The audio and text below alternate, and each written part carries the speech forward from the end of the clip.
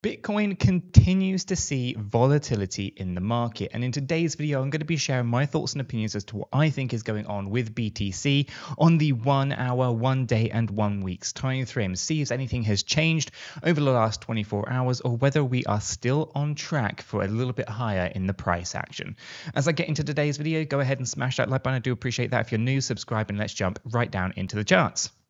Okay, so we are going to be taking a look at Bitcoin paired up with USDT. We're on the 1 hour Binance chart here to start with. So as you can see, we did have this little push to the upside yesterday, actually coming in at, on Friday at 2200 hours at 64,955. Okay, from here we did push down and we found ourselves at the moment with a wick low coming in at $63,531. Okay. So that entire move to the downside for Bitcoin comes in at 2.19% over basically Saturday, essentially coming into the early hours of Sunday, which is where we are today. Now, I still think there's some room to the upside here before we get into those kind of next big major moves to the downside and things like that. We are, of course, targeting out this yellow box range just up here. It is between $65,044 and $66,128. Okay, that is the area that we're looking for at the minute. Now, if we were to be a little bit more kind of accurate using Elliott wave theory, then we can talk about 65,295 to 65,850. But that's on the assumption that we've already bottomed out down here, which is no guarantee because I still think there's potential for a little bit slippage on the 1 hour before we get into the next run to the upside. If we take a look at smart money concepts, you can see that we are coming up into this area of sell pressure right in these higher ranges, and there is some fair value gaps obviously left on the chart, which I do think will fill out at a later date. Okay, so smart money concepts is quite an interesting one. It basically shows that we are hitting resistance, which is obvious. We are in lower highs and lower lows here on the 1 hour time frame. Our stochastic RSI though is still showing us with the idea that we can push up a little bit. I think we are likely to see that next kind of run to the upside, that yellow box I was just talking about, but we may have to just see a little bit more volatility on the 1 hour time frame before we get into that. So if we take a look at the relative strength index, also coming down and retesting the 50 level just around here, you can see bouncing a little bit. So again, showing us the idea that momentum is shifting to the downside on the smaller time frames, as we can kind of see within this current price action, but it is holding up very, very well considering everything that we've seen so far, meaning that there's not a huge appetite for selling up here. If we go and take a look at the volume, you can see the volumes are decreasing right now. So I'm looking for a push up higher. Obviously, we are looking for that $65,000 to $66,000 range, but I wouldn't be surprised if we have to just quickly drop down, tap in on the 50 EMA, 50 SMAs, which are at 53,184 for the SMA and 53,254 for the EMA. I wouldn't be surprised if we have to tap into those ranges before we kind of get into the next kind of leg to the upside. But hopefully we don't. Hopefully we have bottomed here locally and we can still see this push to the upside. It'll be interesting to see whether that is the case or not. And yeah, we'll know more probably in the next few hours or so before we kind of get there. Okay, so on the small time frame, kind of a bit boring over the last 24 hours, not much going on, but we will be looking for a push higher, in my opinion, before we kind of start thinking about these next kind of larger moves to the downside. Now, taking a look at our structures here, there's a lot of overlap going on, so this does look like it's going to be probably one of the last moves to the upside for us to then start thinking about our short positions and things like that. Okay, so expect volatility. I kind of talk about the kind of messaging quite a bit when it comes to the charts and all that kind of stuff. Essentially, expect the unexpected, which is kind of difficult to do, of course. So just don't be 100% certain of anything, as this space is incredibly volatile and from time to time can do a few things that are unexpected in the market. Okay, so from our charts and our kind of charting points of view here, we have pushed up quite nicely. We did go up a little bit earlier than expected because I was looking for us to pull back before we pushed up, but we pushed up instead.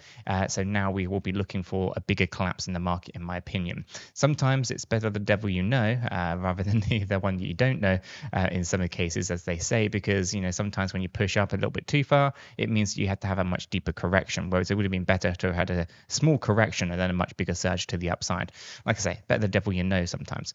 But nonetheless, everything on the 1 hour time frame is looking interesting. Roll this up into our daily, and you can see what we've been talking about. We've been trying to talk about this potential surge up into this pocket of resistance. Now, this, of course, is that $65,000 to $66,000 range, but it is actually technically possible for the price action to go up slightly higher than this, which is what I was talking about weeks and weeks ago with the idea of potentially moving up towards 70,000.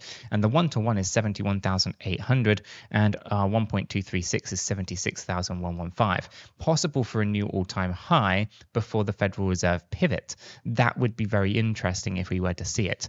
But for now, this pocket of resistance, which is the one that we're looking at on the smaller time frame and where we are today, is currently holding up as our resistance at the moment. So we've got to get past this. And if we can't get past this area, then unfortunately minimum expectations were already met the second that we went past the 62,745.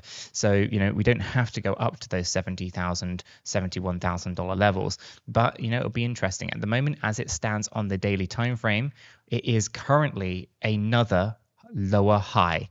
Okay, so be very aware of what this means. Okay, so if we can't rally up higher than $70,000, then it is going to be another lower high on the daily time frame, and that is going to be a big catalyst for spooking traders out of the market, along with the Federal Reserve's interest rate cuts, liquidity drying up. I think the danger here is that we move down to $40,000 to $44,000.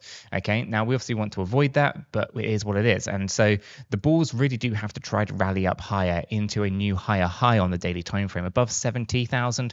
Ideally, if they can get a new all-time high above 73,777, well, in which case, we can kind of put that to bed and be like, that's not going to happen under this structure. So we can kind of say, fantastic news, breakout, fantastic, awesome. But until that happens, we should be blissfully aware that we are in lower high territory here, okay? And that can spook traders and can spook the market, and we could see further downside price pressure for BTC. Okay, so we've got some really cool things, really great things happening. Right, we've seen great growth since our local low down at $49,000 on the 5th of August.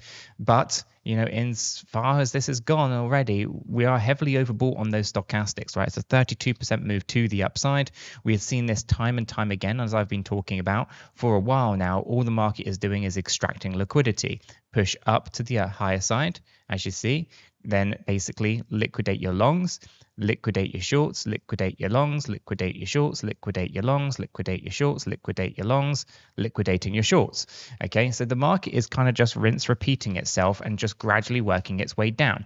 Now, I've been talking about the idea of a crash after when the Fed pivot or reduce their interest rates of around kind of 45 to 50%.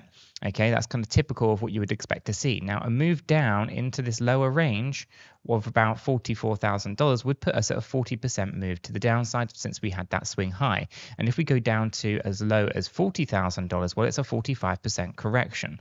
Okay, so it's one of those where we've been not really by doing much. We've been just kind of boring, sideways ranging market. But what is going on here is we're gradually working our way down towards our targeted range for a big run to the upside. This is all very typical. You normally see this kind of behavior after the Bitcoin halving event.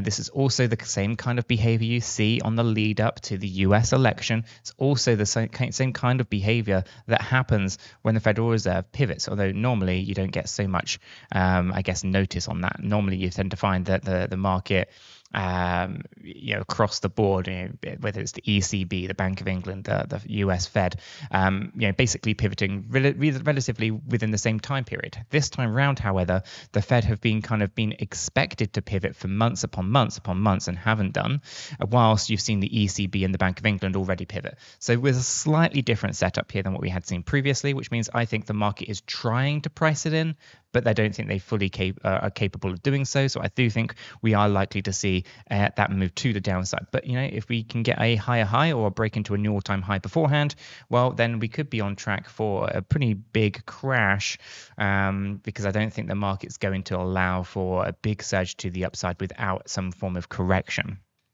Could be wrong. Of course, this is kind of just using probability to our advantage where possible. So at the moment, very much a lower high, lower low situation for Bitcoin, coming up to the resistances as expected, although has potential for a higher high on the daily time frame. I'm not expecting it. Would love to see it, but not expecting it. And ultimately, we'll look for that $40,000 low during the Fed interest rate cut, as that would then tie in nicely with all of our expectations of what we've been talking about for about 18 months, which for anyone who's kind of been keeping up with the content, I apologize for the repetitiveness of the message, but essentially you kind of get the idea, right? We are finally in the end game. The end of 2024 is going to be one of the opportunities to be building out your positions, dollar cost averaging, into what happens next in 2025, which is one of the biggest bull markets in crypto history, in my opinion. You guys can let me know what your thoughts are on all of this in the comments down below. If you agree, disagree, let me know. And if you haven't done so yet, check out my second channel where I cover the Cardano technical analysis every single day.